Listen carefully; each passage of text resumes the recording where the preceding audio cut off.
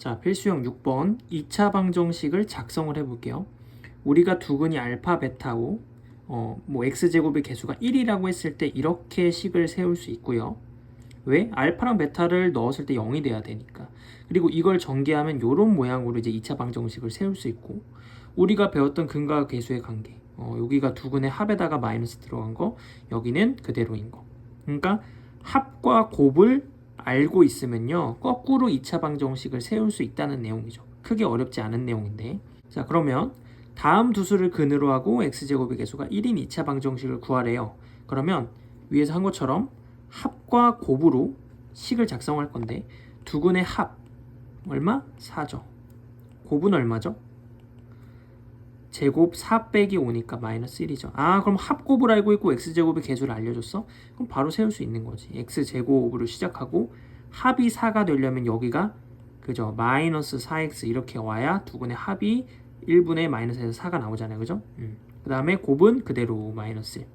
자, 그리고 여기서 끝내는 친구들이 많은데 2차 방정식이면 등식이기 때문에 는 0이 빠지면 안 됩니다. 여기까지 해주시고, 자, 다음 얘도 켤레네요. 그러면 합은 6, 곱은 앞에 거 제곱 빼기 뒤에 거 제곱이니까 9 빼기 2i 제곱이어서 계산하시면 11이죠. 아, 그럼 합곱 나왔어? 그럼 x제곱 합이 6이면 마이너스 6x, 곱이 11이면 플러스 11은 0. 이렇게 2차 방정식을 세워주면 되겠습니다. 자, 다음 연습. 요거의 두근을 알파, 베타라고 할 때 1번 제곱을 각각 이거를 두근으로 하는 2차 방정식. 이번에는 분수 요렇게 두근으로 하는 2차 방정식을 세울 거예요. 그러면 얘를 각각 구하는 게 아니고 우리는 어차피 두근의 합 곱만 알면 거꾸로 세울 수 있다 그랬어요. 자, 그럼 합이라는 게 두근의 합이라는 게 이 덩어리 두 개를 더하는 거니까 얘가 얼만지 알아내면 되는 거고, 곱이라고 하면 이 두 개를 곱한 게 얼만지만 알아내면 되는데, 얘랑 얘를 구하려면 위에서 알파 더하기 베타가 마이너스 2고요.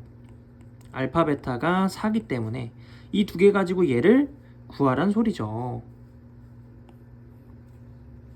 자, 얘는 곱셈 공식 변형이니까 요거는 빠르게 할게요. 알파 더하기 베타 제곱 4에서 마이너스 요거니까 8이죠.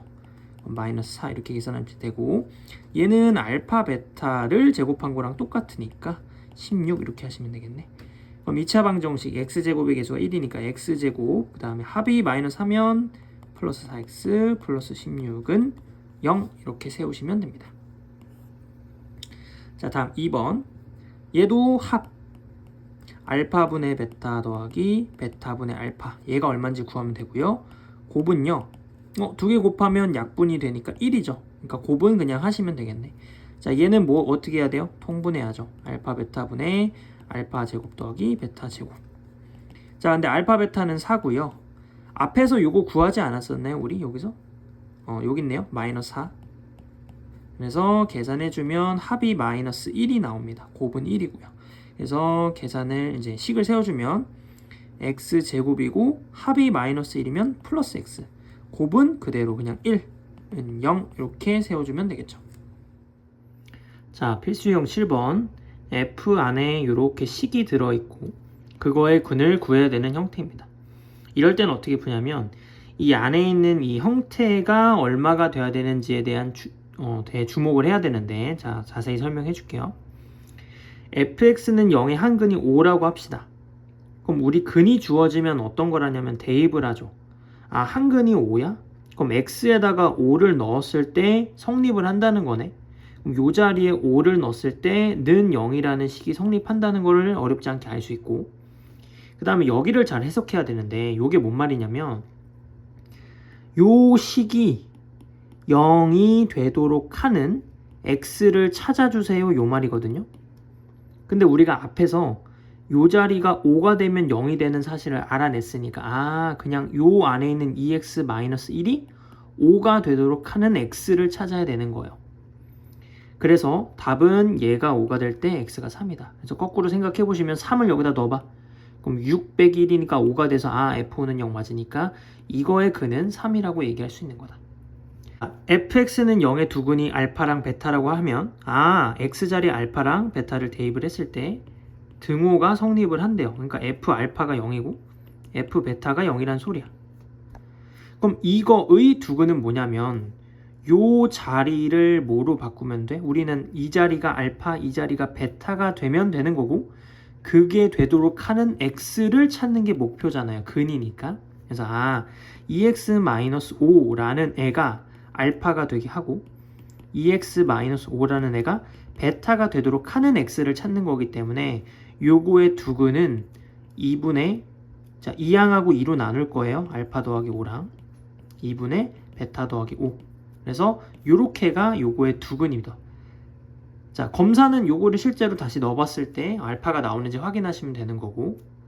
자, 다음 요거의 근이 알파 베타일 때 요런 식이 주어져 있고요. 얘를 두근의 곱을 구하래. 그러면 요거의 근을 알파 베타라고 할 때 이거의 두근을 우리가 작성하는 걸 위해서 배웠어요.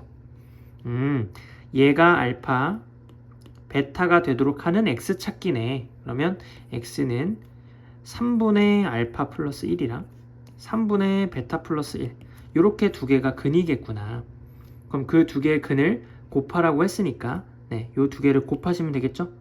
그러면 9분의 얘는 분배가 되면서 알파 베타 알파 더하기 베타 더하기 1이고 이제 요거를 쓰면 되겠죠? 9분의 두 개 더하면 14에다가 1 더하는 거니까 15고요. 약분하시면 3분의 5 이렇게 풀면 되겠죠. 자, 다음으로 배울 내용은 복소수 범위에서 인수분해인데요. 요거에 대한 설명은 이제 나중에 해줄게요. 일단은 우리가 요거를 먼저 알아야 돼. 중3 때 어떤 걸 했었냐면 두 근을 먼저 제시하고 2차 방정식을 세우래.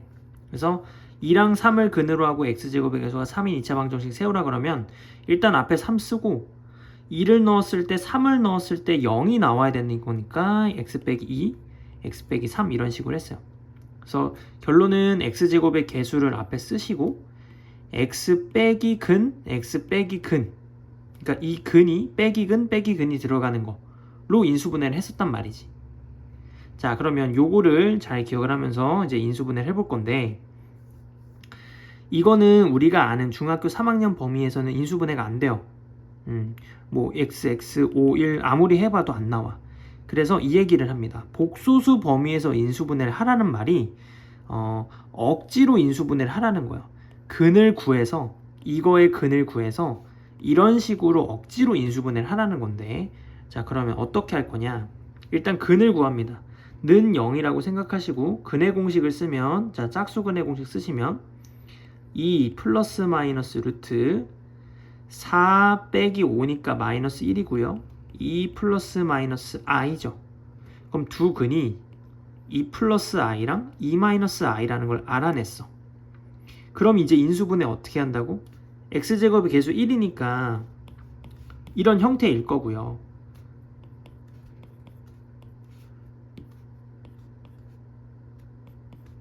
요 파란 색깔에 뭐가 들어와야 돼요? 근이 들어와야 돼요. x 빼기 근, x 빼기 근. 그래서 여기에다가 2 플러스 i랑 2 마이너스 i를 집어넣어 주시면 되고 우리가 지금 보면 괄호가 두 개나 있기 때문에 이런 거는 마이너스를 분배해서 써줍시다. 그래서 x 마이너스 2 마이너스 i x 마이너스 2 플러스 i. 그래서 앞으로 복소수 범위에서 인수분해 해라 라고 하는 얘기는 근을 구하셔서 억지로 이렇게라도 인수분해 해라 이런 말입니다. 자, 다음도 빠르게 가볼게요. 인수분해가 안 되나 보네요. 복소수 범위니까. 자, 근을 구합시다. 이것도 짝수근의 공식. 2분의 마이너스 3 플러스 마이너스 루트 9 빼기 10. 그러면 2분의 마이너스 3 플러스 마이너스 i가 두 근이에요.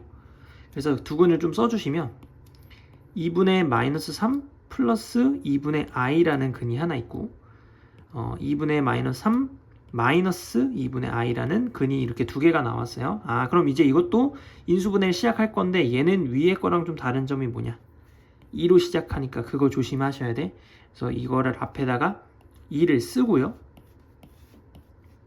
x 빼기 여기에 들어갈 게 근이 들어가는 거고요. 자, 요거랑 요거 마이너스 2분의 3 플러스 2분의 i 그 다음에 마이너스 2분의 3 마이너스 2분의 i고 마지막으로 분배를 해서 마무리합시다. 그럼 2 곱하기 x 플러스 2분의 3 마이너스 2분의 i 여기는 x 플러스 2분의 3 플러스 2분의 i.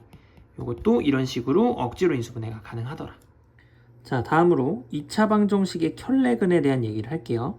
켤레라는 게 이제 짝꿍을 갖는다, 뭐 이렇게 생각하시면 되고, 2차 방정식에서 a, b, c가 유리수일 때 한 근이 이렇게 무리수 형태로 나온다면 나머지 한 근은 그거에다가 부호, 무리수의 부호만 반대인 거, 이렇게 나오더라. 자, 그 다음에 a, b, c가 실수일 때에 대해서 만약에 한 근이 p 플러스 qi라고 허근이 나온다, 그럼 나머지 한 근은 그 중간에만 부호 반대인 이렇게 나오더라. 자, 이게 왜 그러냐면 이 조건이 그리고 좀 중요해요. 자, 왜 그러냐면 근의 공식을 썼을 때 한 근이 이거고 다른 한 근은 이거죠. 그러니까 지금 루트 그리고 다 똑같고 중간에 플러스랑 마이너스만 있으니까 요렇게 나오는 건 당연한데, 왜 이 조건이 붙어야 되냐면 A, B, C가 유리수죠. 그러면 이쪽에서는 절대로 루트가 나올 수가 없어. 그러니까 루트는 무조건 여기서만 나오기 때문에 대칭일 수밖에 없다, 이렇게. 그 다음 두 번째, A, B, C가 실수인데 만약에 I인근이 나왔어? 그럼 I인근이 나오려면 무조건 여기서 나온다는 거죠. 실수니까 나머지는 I가 나올 수가 없잖아. 그럼 여기서만 I가 나오기 때문에 나머지는 당연히 똑같겠구나. 그래서 이런 켤레 구조를 갖더라. 자, 그래서 켤레근을 쓰는 건 좋은데요, 항상 그 조건을 좀 잘 봤으면 좋겠어. 이런 2차 방정식이 한 근을 줬네? 근데 그 한 근이 좀 특별하게 생겼고요, 심지어 A, B 개수들이 실수라는 말을 줬어요. 그러니까 위에 켤레근의 성질에 의해서 한 근이 2-i면 다른 한 근은 2 플러스 i겠구나. 그럼 선생님 두 근이 나왔으니까 이제 A, B를 찾을 때 어떻게 하죠? 자, 이거를 대입해서 하는 거는 이제는 우리 그러지 맙시다. 그러지 마시고 앞에 배운 걸 적극 활용해.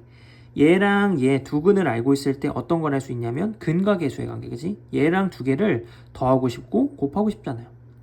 그래서 두 근의 합 4. 그리고 계수는 근과 계수의 관계니까 마이너스 2분의 a. 그럼 a 찾을 수 있을 거고, 두 개 곱하면 4 마이너스 i 제곱이니까 5죠. 근데 근과 계수의 관계에서는 2분의 b. 그래서 따라서 a는 마이너스 8인 거고요, b는 10인 겁니다.